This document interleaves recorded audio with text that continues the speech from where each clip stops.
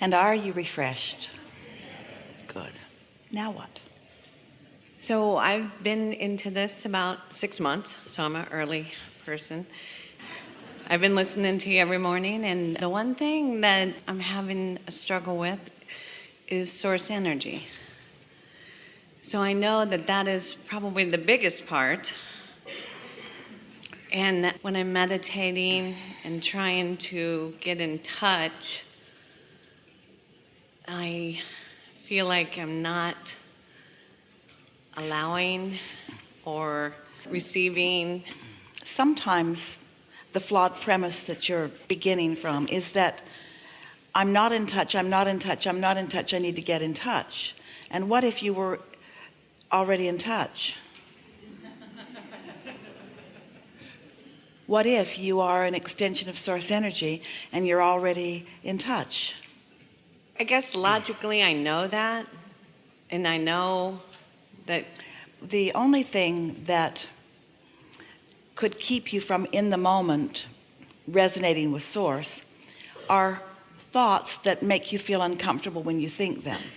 So if you've had a difficult moment, if there's something going on and your head is full of it, then sometimes it's hard to release those thoughts and allow that sort of neutral place, that non-resistant place where you can begin to perceive source. Because you see, it's not about you connecting with source, you're already connected. It's about you perceiving that you're connected. It's only your perception of your alignment that's ever in question, because the alignment is always there. Source energy is flowing through you. Every cell of your body is a recipient of it. So you are already in connection with source. But sometimes you think thoughts, sometimes people think thoughts of unworthiness, which doesn't let them realize it. Or sometimes they're mad at somebody, which doesn't let them realize it. And it's the reason that we teach quieting your mind. So as you find something to focus upon that isn't much to think about, but distracts you from things you were thinking about, then it's easier for you to perceive your alignment with source. It's just about you realizing it. And really, when you're in the mode of appreciation, you're letting it flow. That feelings of passion, that's really connection to source. And we've been saying to our friends for a while, we would rather see you in a state of appreciation than in a state of meditation, because both hold no resistance and both are in alignment with source. It's just that when you are in appreciation, you're thinking thoughts, you're thinking source-light thoughts, you see. So meditation is a wonderful tool to release resistance. But like all tools, it works better if there's not a lot of resistance to release to begin with. If you get yourself all balled up about something and really worried about something, as a last-ditch effort you sit to meditate, you're not going to be able to quiet your mind, because law of attraction is going to take you there and there and there and there and there, and then you're going to say source must be out to lunch because source didn't come and get me. Well, it isn't that source was right there for you, you just weren't ready to perceive. And so let's use the word perceive and receive interchangeably for a little while. Your perception and your reception is sort of the same thing. So you can give yourself some advantages by meditating earlier in the day before your thoughts get moving against you, so to speak. Or stay there long enough, applying some effective tools until you are sure that you get there, and then enjoy it. Just enjoy the milking of the sensation of connection. As we've watched so many of you, we've noticed that what works most for most of you is to find something to focus your mind upon. It can be something you're looking at. Sometimes people dangle crystals that are sort of shimmering in the light, and they just focus upon the variety of that. Sometimes people light a candle and they just watch the flame. It sort of just slows your mind down. Esther likes to isolate a sound in a room. And in this room, you could focus upon the wind you can hear coming from the air conditioner. Can you hear that wind? You just focus on that wind. You have to focus on it because there's other things going on, like us talking, someone coughing. There are other things that could distract you.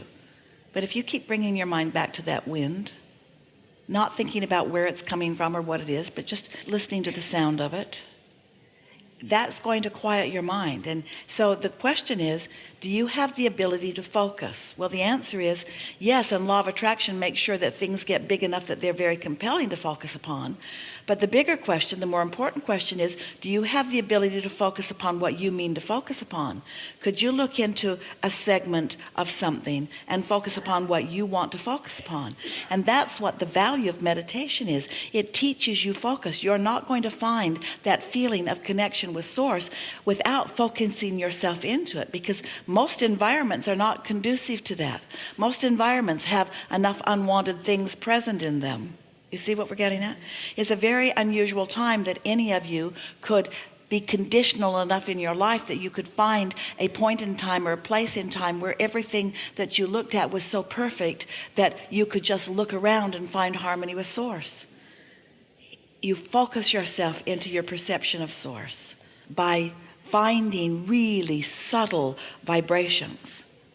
Because sometimes you go too hard into what you want. Sometimes people use meditation to sort of affirm what they want, and without even meaning to, they go over here too far to something that they want that hasn't manifested yet, that they're not ready for, and then they don't let what they are ready for happen. But what you are all ready, without exception, what you are all ready for is to quiet your mind and allow Source to be within you unrestricted. There is not one of you who is not ready for that, you see. So it's just about non-thought. Esther started by counting her breaths, not even keeping count of them so much as noticing this one's out, this one's in, this one's out, this one's in. It's really boring. This one's out, this one's in. This one's out, this one's in. Still boring. This one's out, this one's in. But after a little while, this one was delicious, and this one was delicious, and this one was satisfying, and so was this one. And then she felt detached. And she knew she was detached because her whole body felt numb. Sort of in the chair but not in the chair. Touching the chair but not feeling the chair.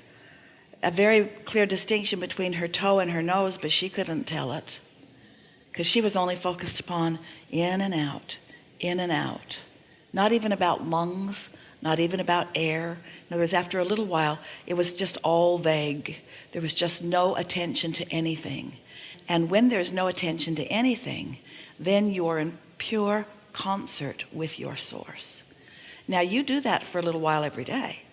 And what will happen is you'll find that alignment, and then, before you know it, you'll think a thought that Source is thinking. That happened to Esther for a while, and she thought those were her thoughts. They sounded a lot like her. And so then she would just go back and breathe more and more and more and more. So we really appreciate your request for this, because it is the sure way to release resistance.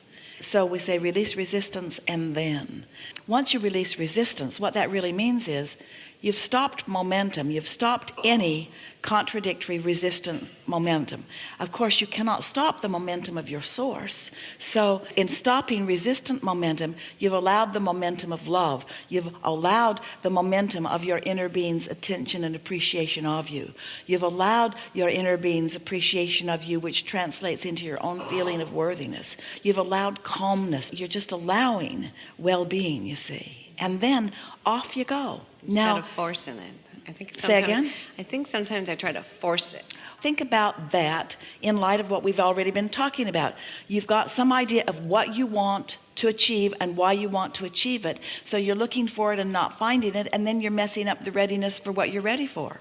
Esther sat here this morning for a little while. She came a little early, and she could hear you in the room. And she was reaching for a sound that she could focus on. And she said to herself, I think I'll just focus upon this sound of joy. Because you were noisy and laughing. You were laughing and obnoxious. It sounded like music, you see. And so she wasn't looking for silence. She was just looking for something good feeling to focus upon. Yeah, that's the answer. Always the answer. Ready to be ready. And so that is the ultimate getting ready to be ready. Because if you will spend a few minutes in the morning, 15 is enough, and it might take you 14 to get there. But once you get there, now you're ready to be ready, which means that your next moment in time is going to be more likely that you will find things of pleasure there. And your next moment, if we could convince you that this conversation isn't about preparing you so that you can be invincible, or preparing you so that you can create anything, or so that you can be or do or have anything, that's not what this conversation is about. This conversation is about you allowing yourself to be ready for what's raining down around you that you often can't see. Readiness for timing, readiness for clarity, readiness for the right thing to flow from you or the right thing to come to you. It's turning you into, over a little bit of time, a cooperative component to your own desires. You cannot be a cooperative component to your own desires if you are harboring any ill will toward anyone or to yourself, you see. So sometimes you have to kind of start at the very beginning, and that's all right, because the very beginning is no thought. And no thought then will lead to something that feels a little better, and something that feels a little better, and something that feels a little better. And then when you do, and you will, stumble onto a circumstance or an event or even a thought in your own mind that is not harmonic, which is not in harmony with your inner being, it's going to feel awkward to you. And in its awkwardness, you can then choose. This thought which doesn't feel so good, which is very small, really, in comparison to some thoughts that I've thought, because I've meditated, even these thoughts really can't get a lot of momentum going. And then before you know it, you have bridged every belief into one that serves you. The belief that you held that you weren't good enough has morphed into one that of course you are. The belief that you held that life is going to be hard for you has morphed into it's not difficult to be ready for something good to flow. The belief that you've held that, oh, this is good and this is good enough, but the other shoe will drop, will morph into, oh, contrast serves me so well, and I always find what I'm looking for. Before you know it, you will just feel well-being. You will find such well-being that you will be prepared for a world in upheaval. And that's such a nice thing, because your world, if you look around enough, is always in upheaval. Alignment is what brings clarity out of chaos. And chaos is a good thing, not a bad thing, because chaos is diversity. And diversity means choices. So you don't want to get rid of the diversity or the choices. You want to get better at focusing, you see. And so, when you're good at focusing, then the world and the components of the world can be doing all the things that they're doing, and you just ride steadily through it, seeing the positive aspects there and there and there, finding positive aspects in the most unexpected places. And then the more consistent you are at it, the greater your connection, the steadier your connection, the more satellite dish-like you are beaming in the signal of well-being, so that others who haven't figured this out yet can be uplifted for a moment by your calm, by your clarity, by your acknowledgement of well-being, by your unwillingness to rant and rave and panic over whatever it is. You see, life is supposed to feel good for you.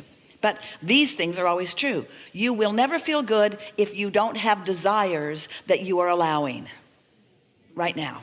You will never feel good holding a desire that you're not allowing. So how do you not disallow?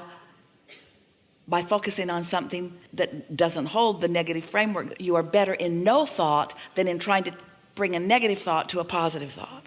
Helpful? Yes. We are appreciating this conversation about meditation. It's a really wonderful time for it. Watch how you feel when you move through a day after you have meditated for a little while. Watch how different your day is. Watch what you're ready for. Watch what you rendezvous with. Watch how you feel. And watch how in time, and we're not talking about a long time, we're talking about a matter of a few days. Watch how powerful you begin to feel, how sure-footed you begin to feel, and then how eager you are to get out there where all kinds of things are, because you know you're steady. Okay. Yeah. I will. We know you will. Watch that. Thank you. We know you will.